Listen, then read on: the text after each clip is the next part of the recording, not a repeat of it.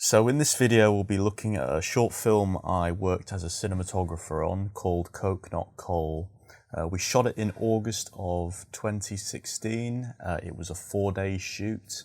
One of my main obstacles with defining the look of this film was wanting to bring across a gritty sense of realism to the cinematography. And a lot of this was influenced by British features and TV dramas of the early 90s to early noughties. So the inspirations we drew on for Coke Not Coal, we borrowed elements of the shooting style of The Office. The Office has a very handheld reportage style look about it. This was the shooting style that we wanted to adopt and put into Coke Not Coal. If you watch the short film Wasp, it's also handheld, but more particularly, it's very gritty. It's got a sense of naturalism in the lighting about it, and that's something we wanted to borrow as well and put into Coke Not Coal.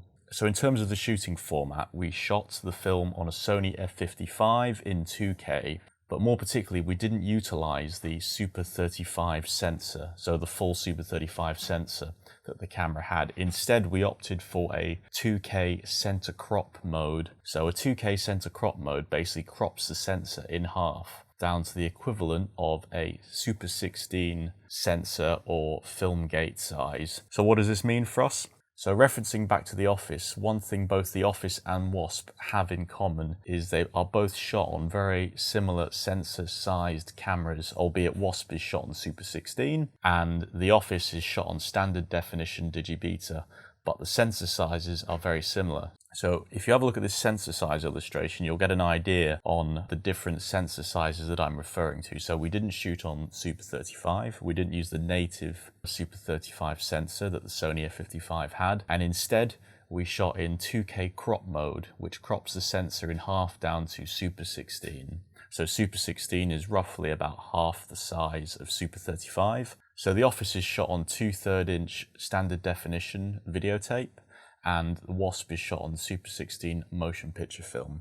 They're both very similar sensor sizes. So to this end, by shooting in this crop mode, we could actually use lenses designed for that format in mind. So the characteristics behind the Super 16 format is that you inherently have a much larger depth of field. So you don't have a shorter depth of field or a shallower depth of field. You actually have a much larger depth of field.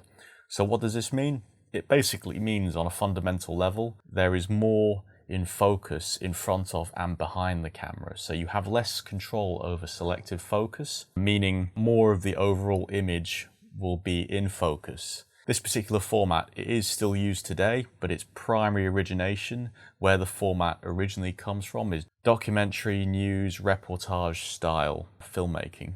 So our primary reason for wanting to shoot on Super 16 lenses was we wanted to capture that look of those British films of that period, because they would have been shot using these lenses. So although they were shot on film and we were shooting digitally, we could imitate that look partially by adopting those vintage lenses and putting them on a digital camera. So the byproduct of that is these lenses were designed for film cameras. They were designed 20, 30, 40 years ago, which means the end results that you get with these optics is you get a much softer look, you get a much more organic feel. On a digital camera, this breaks up the look of the digital sensor. You also get other characteristics, and as you watch the film, you may notice, particularly on the close-ups, that there is actually some vignetting. This isn't a post-production effect, this was something that occurred within the lens itself during shooting, and that's just caused by the general imperfections of the lens. It is 40 years old.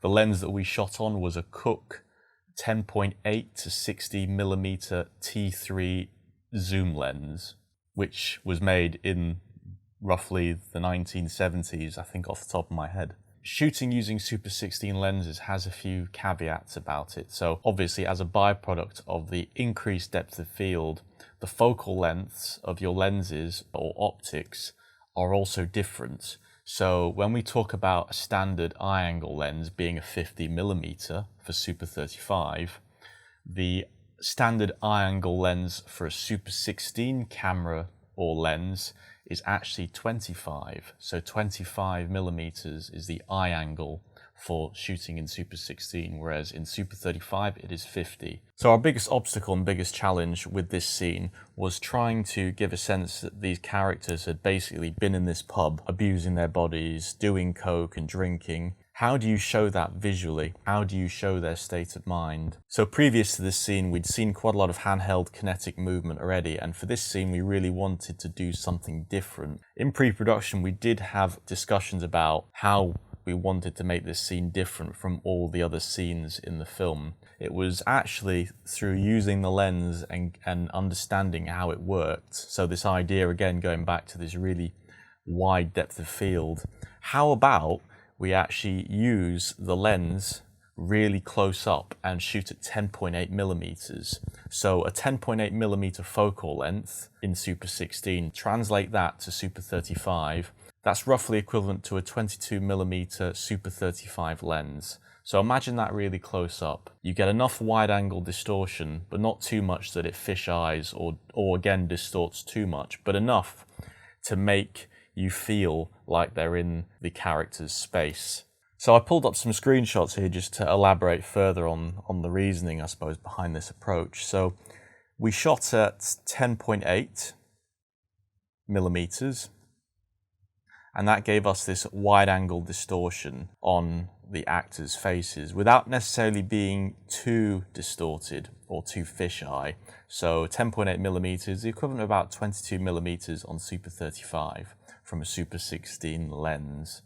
We shot the scene at T4, and our lighting positions, I used one single side key, and this was a daylight balanced Kino flow. So key, and we had it really close to the actors' faces. So if you have a look at some of the behind the scenes material, we keyed all the actors really close up with a really soft source, which I diffused further.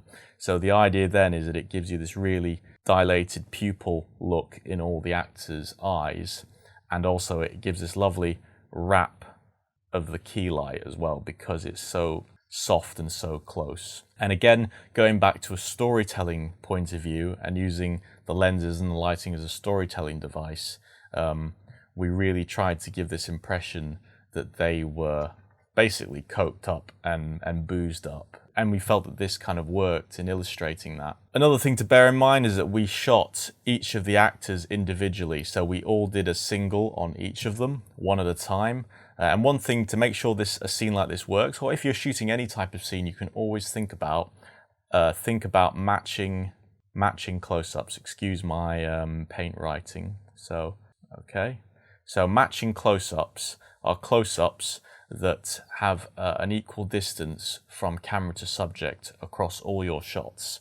So the idea behind this is if you shoot matching singles on all your actors, this is going to intercut seamlessly between all the shots because you've got the same distance of subject to camera. So in this case, we were shooting at 10.8 millimeters at T4 at 1.6 feet. So again, looking at the behind the scenes video, you can see that we were at the close end of the lens. So we were really close up on the actors when we did this. And that enabled us to achieve this look. So looking at another example, this was also at 1.6 feet as well. And if you look at subsequent shots, they all have a similar focus distance. So the decision to shoot the film on a zoom lens as opposed to prime lenses was born out of two factors, I'd say. The first one was shows like The Office and a lot of projects that originated on Super 16, unless they were particularly high budget features, would have most likely have been shot on zoom lenses as well. The Office is inherently photographed on a zoom lens. Again, this contributes to the documentary feel. So this is something, again, we wanted to bring into the short film. And this was something I'd not really done before. So I was kind of taking a risk as well because I was so used to shooting on primes. But one thing I really found out with shooting on a zoom, particularly for this, and this is the second reason why we also opted to shoot on zooms, was we had a 4-day schedule and we had a lot of actors and we didn't have a lot of time. So basically, the zoom lens never went off the camera for the duration of the entire shoot. It was always on the camera.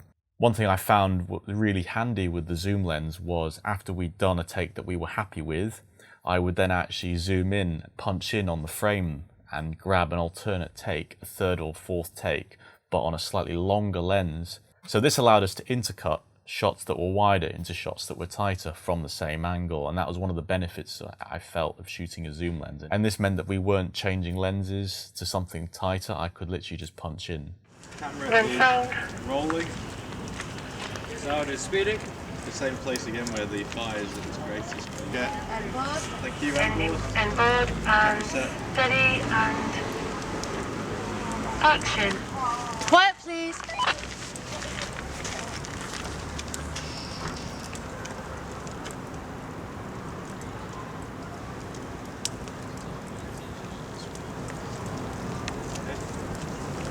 And cut there, thank you. And board. She melted beautifully. My goodness, that was it. Really It came on flat. brilliant. Face on. Well placed, the chucker on. Well done. Good Chucker.